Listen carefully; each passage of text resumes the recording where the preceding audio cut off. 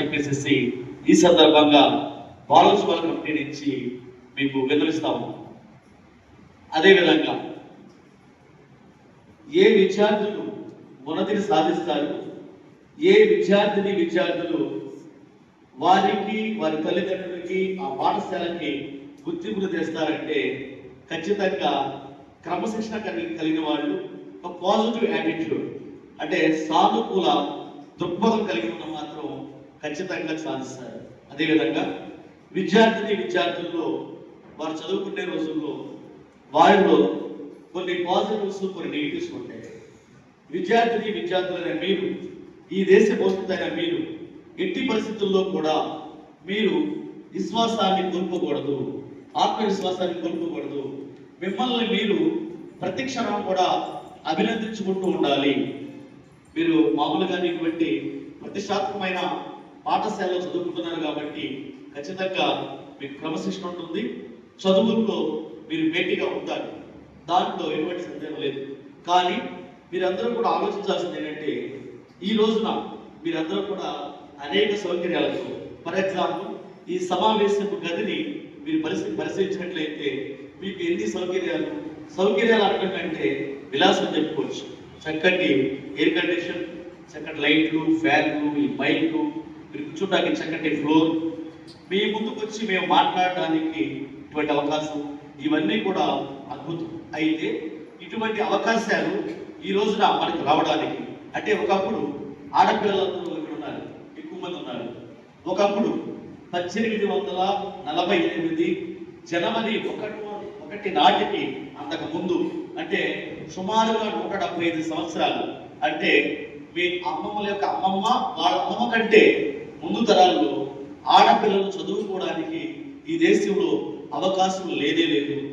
మీ అందరికీ తెలుసు, ఈ దేశాన్ని అనేక రాష్ట్రాలని ఆడపిల్లలు, మహిళలు పరిపాలిస్తూ ఉన్నారు. అంతరిక్షంలో మన ఒక మహిళ, మీ అందరికీ తెలుసు, సైంటిస్ట్, ఎవరి పేరు చెప్పండి? Very good. అంటే ఆ స్థాయికి వెళ్ళారంటే, అంటే ఒకప్పుడు ఇంటిలో నుంచి బయటికి అడుగు పెట్టడానికి అవకాశం లేని సందర్భంలో 6 సంవత్సరాల ఆడపిల్లకి సైతం పెళ్లిని చేసేసి అత్తగారి ఇంటికి పంపించే సందర్భాలు.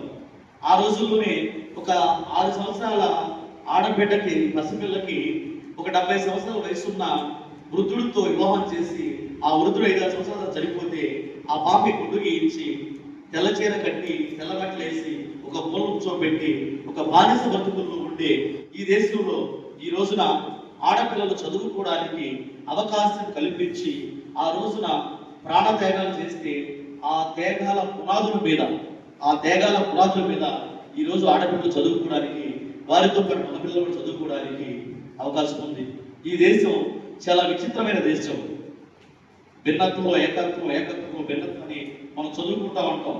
అనేక కులాలు, మతాలు, అనేక ప్రాంతాలు, అనేక సంస్కృతులు, ఈ సంస్కృతుల మధ్యలో నుంచి మనము ఒక వెలుగులోకి రావాలంటే చాలా కష్టం ఈ దేశంలో. కానీ ఈ రోజున అయితే అటువంటి అవకాశాలు చాలా ఉన్నాయి అందరికి కూడా. కానీ ఒకప్పుడు అటువంటి పరిస్థితులు లేవు. ఈ రోజున ప్రత్యేకించి ఆడపిల్లలు, మహిళలు ఈ రోజు ఈ స్థాయిలో ఉన్నారంటే ఆనాడు అమ్మ క్రాంతి, సావిత్రిబాయి పూలే, ఫాతిమా షేక్, ఇటువంటి మహోన్నతమైన స్త్రీలు, మహోన్నతులు. దయచేసి నేను చెప్పే విషయాల మీద మీరు కాన్సన్ట్రేషన్ చేయండి. మీకు అత్యవసరమైనది ఏది, విద్యార్థులకి మీ జీవితంలో అత్యవసరమైనది ఏదైతే ఉందో దాని పట్ల మాత్రమే మీరు శ్రద్ధ వహించాల్సిన అవసరం ఉంది. వినండి జాగ్రత్తగా, మిమ్మల్ని క్వశ్చన్స్ కూడా అడుగుతాం. ఓకే, వేదిక మీద మీరు చేస్తున్న గురూజీ జీవిరావు గారికి మీ అందరి కర్తవ్యాలతో స్వాగతం పలుకుతాము. చాలా జాగ్రత్తగా వినండి. 1848 జనవరి 1వ తారీఖున విద్యార్థుల కోసం, మహిళల కోసం ప్రత్యేక పాఠశాలలు, అదేవిధంగా విడివిడిగా పాఠశాలలు, కంబైన్ స్కూల్స్ 2 సంవత్సరాల్లో 56 స్కూల్స్ ఆ రోజున ప్రారంభించబట్టి ఆ రోజు వేసిన పురాణి రోజున మన సమాజంలో 100 మందికి బాలికలు, మహిళలు తీసుకుంటే కనీసం 50 నుంచి 55 మంది మాత్రమే చదువుకున్నారు. ఇంకొక 55 మంది చదువుకోవాలి. ఇదే సందర్భంలో మీ అందరికీ ఒక ప్రశ్న, మీరు గ్రాడ్యుయేషన్ కంప్లీట్ చేయాలని చెప్పేసి ఎంతమంది భావిస్తూ ఉన్నారు? అంటే డిగ్రీ, నేను ఖచ్చితంగా డిగ్రీ వరకు చదవాలి, డిగ్రీ కంప్లీట్ చేయాలనుకునే వాళ్ళు ఎవరున్నారు? ఓకే, అందరూ ఉన్నారు, అందరూ ఉన్నారు. Okay, congrats. అయితే మీరు కనుక ఇప్పుడు గూగుల్లో సెర్చ్ చేసినట్లయితే ఈ దేశంలో గ్రాడ్యుయేట్స్ సంఖ్య 8.5 నుంచి 9 వరకు మాత్రమే ఉంది. ఆలోచించండి. అంటే 100కి 9 మంది మాత్రమే చదువుకున్నారు, గ్రాడ్యుయేట్స్ ఉన్నారు.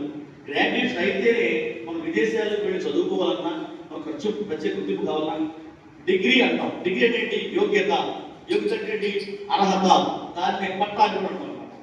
ఆలోచించండి. అటువంటిది ఈరోజు మీ అందరూ కూడా చదువుకోనుకుంటారు. ఢిల్లీ, హర్యానాలో